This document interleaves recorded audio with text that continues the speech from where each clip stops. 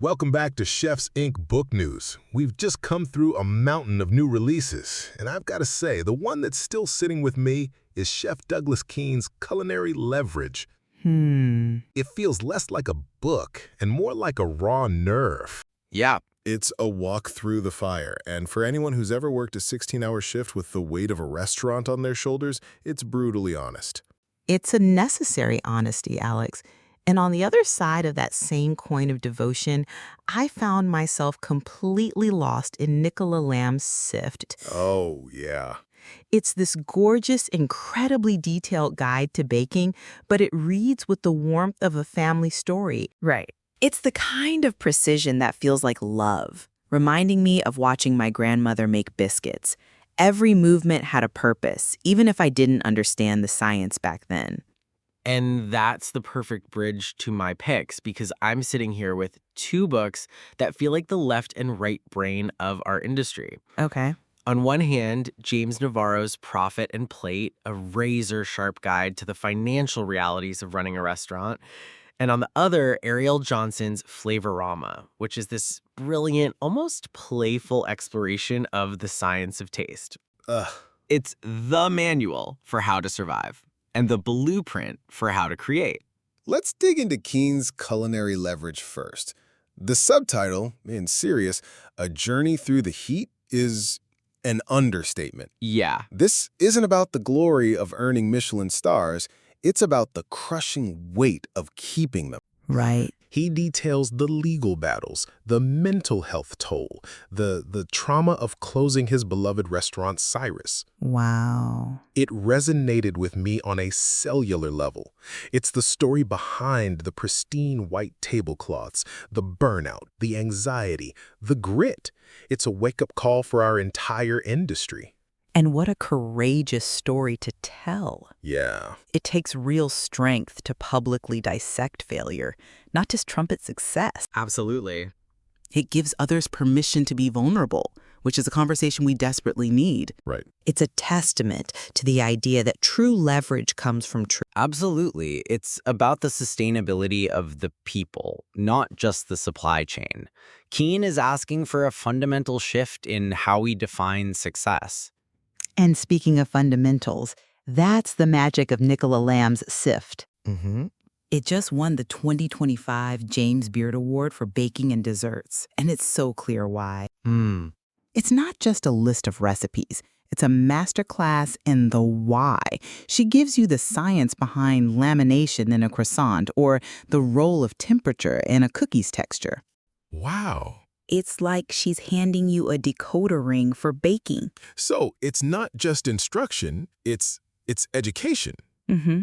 It's empowering. Precisely. It turns a recipe from a rigid script into a set of building blocks. Right. You start to understand the craft on an intuitive level, which allows for real creativity. Okay.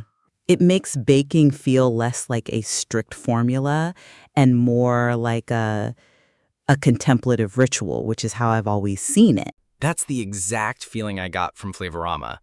As a beverage director, I live in a world of flavor, but Ariel Johnson, she gave me a whole new vocabulary for it.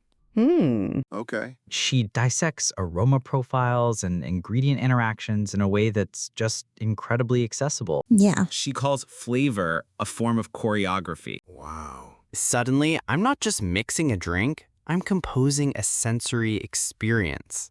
But creativity doesn't pay the bills, Oli. That's the eternal conflict, isn't it? And that's where Profit and Plate becomes indispensable.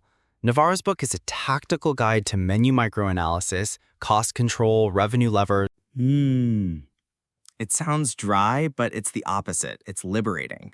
By understanding the science of the menu, I can make smarter decisions that protect my creative impulses. Okay, right. I can afford to experiment with a rare botanical for a gin cocktail because I know how to balance its cost elsewhere. It's structured innovation. That's a perfect way to put it. And that theme of deeper understanding, it runs through all the big James Beard finalists this year. Right. They aren't just collections of recipes. They are works of genuine scholarship and storytelling. Yeah. We saw it in books like Insatiable City, which explores the deep-rooted connections between food and race in New Orleans. Having worked in a New Orleans kitchen, that book is truth. You feel the weight of history in every sack of flour, every delivery of shrimp.